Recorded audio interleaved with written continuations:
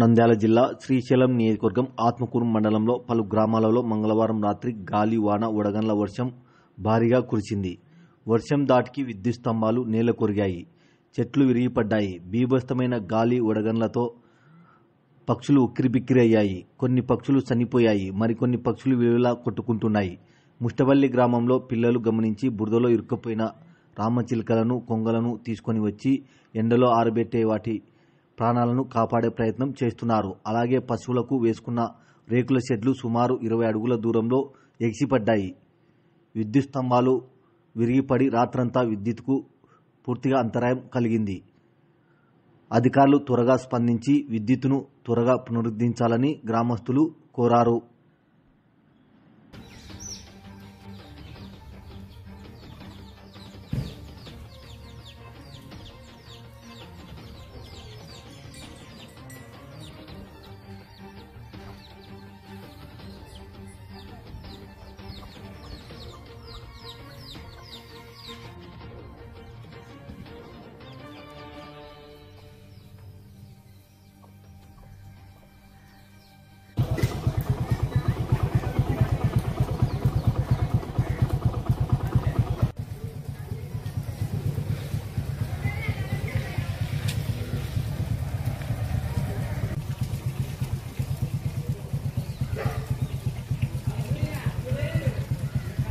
అది కదా.